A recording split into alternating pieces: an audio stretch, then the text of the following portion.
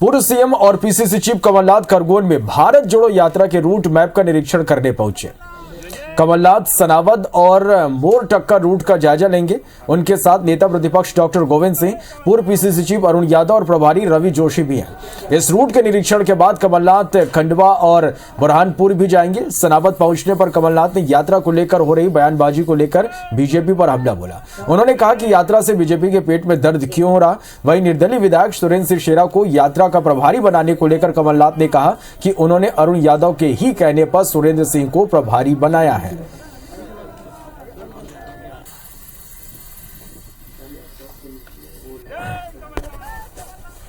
Rahul ji 3700 kilometre Kanyakumari से कश्मीर तक चलेंगे और ये उनका रूट है। मैं रूट की इंस्पेक्शन करने आया। भाजपा के पेट में दर्द होता है अगर हम कुछ करते हैं, उनको क्यों परेशानी अगर हमारी भारत जोड़ो यात्रा। दिल्ली विधायक सुरेंद्र शेरा को प्रभारी बना दिया गया है। हाँ, बिल्कुल बना दिया गया है क्योंकि अरुण यादव जी ने ही प्रस्तावित किया था। चलिए, तो भारत जोड़ो यात्रा की तैयारी देखने कमलनाथ पहुंचे हैं, लेकिन इस पर अब राजनीति भी, बयानबाजी भी देखने को मिल रही है। चलिए हम बात करेंगे इस पर। भाजपा प्रवक्ता नेहा बग्गा हमारे साथ इस वक्त फोन लाइन पर जुड़ी, तो वहीं कांग्रेस से पक्ष रखने के लिए स्वदेश शर्मा हमारे साथ इस वक्त फोन लाइन पर जुड़ गए। स्वदेश जी, सबसे पहले मैं आपके पास आना चाहूंगा। भारत जोड़ो यात्रा को लेकर तैयारी, लेकिन बयानबाजी का दौर भी लगातार यहाँ पर देखने को मिल रहा है। देखिए, भारतीय जनता पार्टी तो पहले दिन से ही ये कहती रही है कि राहुल गांधी जी को हम कभी गंभीरता से नहीं लेते, लेकिन जब उन्होंने अपनी भारत जोड़ो यात्रा शुरू की, उसको लाखों लोग जुड़ना शुरू हुए, उन्होंने देखा कि इसका तो कोई तोड़ नहीं है, तो उल्टी सीधी बयानबाजी करना उनका सगल बन चुका है। रहा सवाल ये जो आज मैं सवाल देख रहा हूँ जो भाजपा कर रही है इस वक्त, ये सवाल होता ही नहीं है।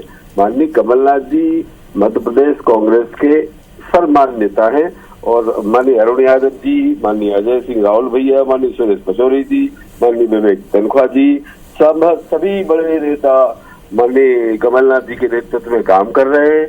और ऐसी स्थिति में कहा जाए कि अगर शेरा को विधायक बुरहानपुर को अगर प्रभारी बनाया है तो वो कांग्रेस ही थे, उनके डीएनए में कांग्रेस है, बीजेपी में वो कभी नहीं गए। कमलनाथ जी की सरकार थी, तब सरकार में भी वो समर्थन देते हुए कमलनाथ जी के साथ रहे हमेशा। ऐसी स्थिति में भाजपा का ये कहना कि उनको हटा के उनको बना दिया, नहीं बनाया, बल्कि उनके कहने पर बनाया। अब हमारा काम है जोड़ना, हमारा काम है तोड़ना नहीं है।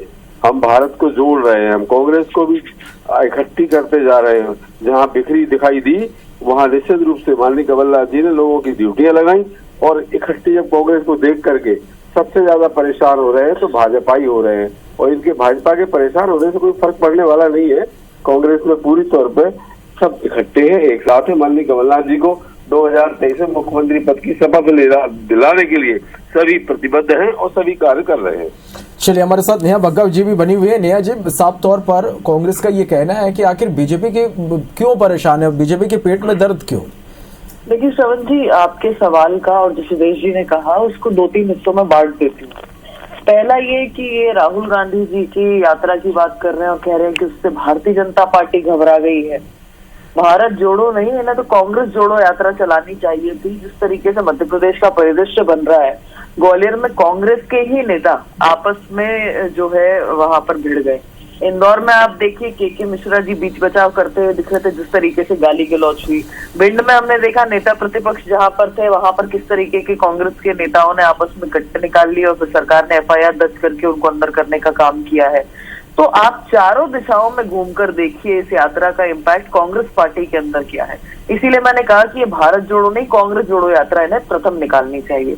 नंबर 2, अब इनकी पार्टी में राहुल गांधी की आने के लिए स्वागत की जिम्मेदारी, फूल पावड़े बिछाने की जिम्मेदारी किसे दी जा रही है उससे हमें कोई बहुत मतलब नहीं है। पर शेरा कौन है? शेरा तो वही है ना जो राहुल गांधी के लिए जिन शब्दों से अलंकृत किया था। आप हम भूले नहीं है उनको कि कितनी चिट्ठियां लिखी, कितनी बार दिल्ली गए, राहुल दरबार में जाकर खड़े रहे, अपनी चप्पल घिसी पर मुझे समय नहीं मिला, और जो भी शब्दों का इस्तेमाल थे वो हम सबको याद है। अब अरुण यादव को दरकिनार करके उस व्यक्ति को लेकर आना जिसने राहुल गांधी को अपमानित करने का काम किया हो, राहुल गांधी की हकीकत जनता को बताने का काम किया है, मुझे लगता है ये तो टसल चल रही है कमलनाथ और राहुल गांधी के बीच में। और जिस तरीके से शेरा को जिम्मेदारी दी है और अरुण यादव को नहीं दी है, ये स्पष्ट दिखा रहा है कि कांग्रेस पार्टी के मन में राहुल गांधी जी के लिए कितना सम्मान है। अब राहुल गांधी जी समय की कमी है नेहा जी, बहुत शुक्रिया आपका हमारे साथ जुड़ने के लिए, साथ में स्वदेश जी आपका भी हमारे साथ जुड़ने के लिए, इस तमाम बातचीत के लिए।